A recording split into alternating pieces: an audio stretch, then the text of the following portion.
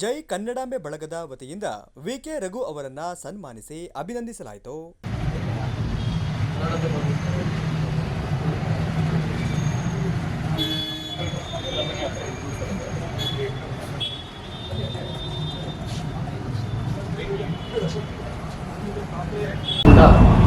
ಶ್ರೀಯುತ ವಿಕೆ ರಘು ಅವರು ಇನ್ಮೇಲೆ ನಮ್ಮ ಚಿಕ್ಕಮಗಳೂರು ನಗರದ ಜನಯೋಗಿ ವಿಕೆ ರಘು ಅಂತೇಳಿ ಪ್ರಸಿದ್ಧಿಯಾಗಿದ್ದಾರೆ. ಈಗಾಗಲೇ ನಮಗೆಲ್ಲರಿಗೂ ಗೊತ್ತಿದ್ದಾಗೆ ವಿಶ್ವ ದಾಖಲೆಯನ್ನು ಮಾಡಿದ್ದಾರೆ. ಸುಮಾರು 23 ನಿಮಿಷ 48 ಸೆಕೆಂಡ್ ನೀರೊಳಗಡೆ ಇದ್ದು ಸುಮಾರು 960 ಬಾರಿ ಶ್ರೀರಾಮ ಜಪವನ್ನು ಹೇಳುವ ಮೂಲಕ ಒಂದು 5-6 ರೀತಿಯ ಭಂಗಿಯ ಒಂದು ಯೋಗಾಸನವನ್ನು ಮಾಡುವ ಮೂಲಕ ಇವತ್ತು ವಿಶ್ವ ದಾಖಲೆಯನ್ನು ಮಾಡಿದ್ದಾರೆ. ಇದು ನಮ್ಮೆಲ್ಲರಿಗೂ ಕೂಡ ಸಂತೋಷದ ವಿಚಾರ. ವಿಶೇಷವಾಗಿ ನಮ್ಮ ಚಿಕ್ಕಮಗಳೂರು ನ್ಯಾಯಾಲಯಕ್ಕೆ ಹೋದರೆ ನಮಗೆ ಫಸ್ಟ್ ಕಾಣೋದೇ ನಮ್ಮ ವಿಕೆ ರಘು ಸರ್ ಅವರು.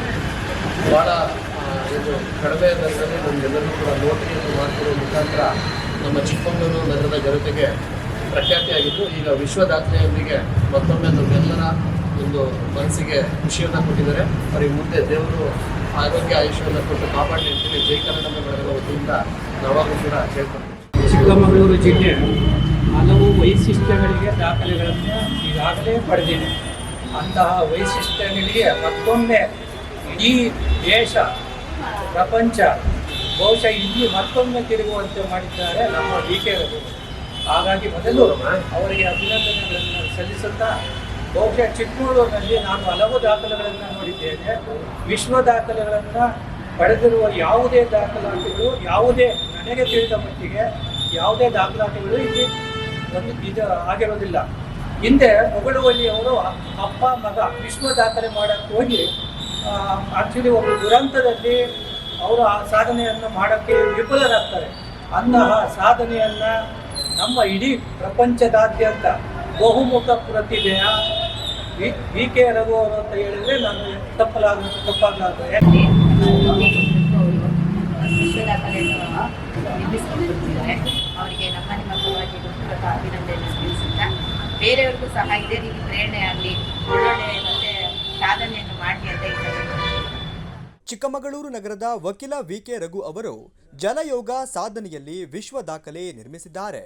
ಈ ಬಾರಿ ಅಂತಾರಾಷ್ಟ್ರೀಯ ಯೋಗ ದಿನಾಚರಣೆ ಸಂದರ್ಭದಲ್ಲಿ ನೀರಿನ ಮೇಲೆ 960 ಬಾರಿ ಶ್ರೀರಾಮನ ಮಂತ್ರಗಳನ್ನು ಪಠಿಸುತ್ತಾ ನಿರಂತರ 23 ನಿಮಿಷ 48 ಸೆಕೆಂಡ್ಗಳವರೆಗೆ ವಿವಿಧ ಆಸನಗಳನ್ನು ಪ್ರದರ್ಶಿಸಿದರು. ಇದನ್ನು ಪರಿಗಣಿಸಿದ ವರ್ಲ್ಡ್ ಬುಕ್ ಆಫ್ ರೆಕಾರ್ಡ್ ಸಂಸ್ಥೆಯು ರಘು ಅವರಿಗೆ ವಿಶ್ವ ದಾಖಲೆಯ ಪ್ರಮಾಣ ಪತ್ರವನ್ನ ಘೋಷಿಸಿದೆ.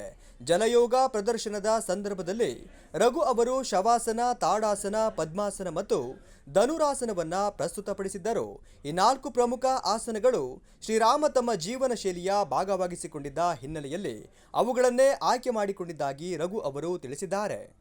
ನಮ್ಮ ಚಿಕ್ಕಮಗಳೂರಿನ ಜೈ ಕರ್ನಾಟಕ ಬಳಗದ ಸ್ನೇಹಿತರು ನನಗೆ ವಿಶ್ವ ದಾಖಲೆ ಬಂದಿದ್ದಕ್ಕಾಗಿ ಪ್ರಪ್ರಥಮ ಬಾರಿಗೆ ಗೌರವಿಸಿದ್ದಕ್ಕಾಗಿ ನನಗೆ ತುಂಬ ಸಂತೋಷ ಆಗ್ತದೆ. ಈ ಒಂದು ಯಾವ ರೀತಿ ಗೌರವಿಸಿದೆ ಅದೇ ರೀತಿ ಒಂದು ಅರ್ಧ ಗಂಟೆ ಒಂದು ಯೋಗವನ್ನು ಪ್ರೋಗ್ರಾಮನ್ನು ಅಟೆಂಡ್ ಮಾಡಿದೆ. ಯೋಗಗಳನ್ನು ತಿಳಿದಿದೆ. ಅದೊಂದು ಆರೋಗ್ಯದ ಒಂದು ಸಂಗೀತ ಹಾಗಾಗಿ ಒಂದು ಈ ಥರ ಇದೆ. ಮತ್ತು ನಾನು ಹನುಮಂತನ ಭಕ್ತನಾಗಿ ಶ್ರೀರಾಮನ ಒಂದು ಜಪವನ್ನು ಯಾಕೆ ಮಾಡಿದೆ ಅಂತಂದರೆ ನಾನು ಹನುಮಂತ ಭಕ್ತ ನೀನು, ಹಾಗಾಗಿ ನಾನು ಇದನ್ನು ತಗೊಂಡೆ. ಆದರೆ 4 ಆಸನಗಳನ್ನೇ ನಾನು ಆಯ್ಕೆ ಮಾಡಿದ್ದೀನಿ.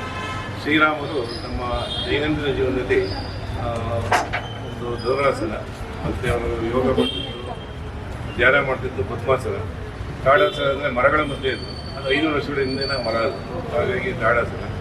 ಆಮೇಲೆ ಕಾಡಲ್ಲಿ ವಿಶ್ರಮಿಸ್ತಾ ಇದ್ರು, ಅದು ಶವಾಸನ. ಈ ಒಂದು ಆಸನ ತಗೊಂಡು ಶ್ರೀರಾಮನ ಜಪವನ್ನು ಹೇಳ್ತಾ 960 ಬಾರಿ ಸ್ಮರಿಸ್ತಾ ವಿವಿಧ ಯೋಗ ಭಂಗಿಗಳನ್ನು ಮಾಡಿದೆ. ಅದರಲ್ಲಿ ಒಂದು ಕಾಕತಾಳಿ ಅಂದರೆ ನಮ್ಮ ತ್ಯಾಗರಾಜರು 100 ವರ್ಷಗಳ ಹಿಂದೆ 960,000 ಸರಿ ಜೀವನ ಪರ್ಯಂತ ಜಪ ಮಾಡ್ತಾರೆ. ನಂದು 960 ಸರಿ ಇದೆ. ಇದೊಂದು ಕಾಕತಾಳಿ ಅಂತ ನನಗೆ ಅನಿಸ್ತಾ ಇದೆ.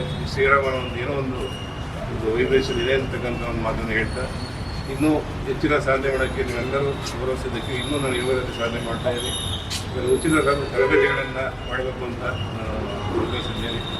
ಎಲ್ಲರಿಗೂ ಈ ಸಂದರ್ಭದಲ್ಲಿ ಜೈ ಕನ್ನಡಾಂಬೆ ಬಳಗದ ಪದಾಧಿಕಾರಿಗಳಾದ ರೇಣುಕಪ್ಪ, ಶಿವಕುಮಾರ್, ಮಂಜುನಾಥ್, ಅನಿಲ್ ಕುಮಾರ್, ಮುರಳಿ ಹರೀಶ್, ರವಿಕುಮಾರ್, ವಿರೂಪಾಕ್ಷ ಹಾಗೂ ಪ್ರಿಂಟಿಂಗ್ ಪ್ರೆಸ್ ಪ್ರಭು ಮತ್ತು ನಗರಸಭೆ ಸದಸ್ಯರಾದ ಅನುಮಧುಕರ್ ಉಪಸ್ಥಿತರಿದ್ದರು.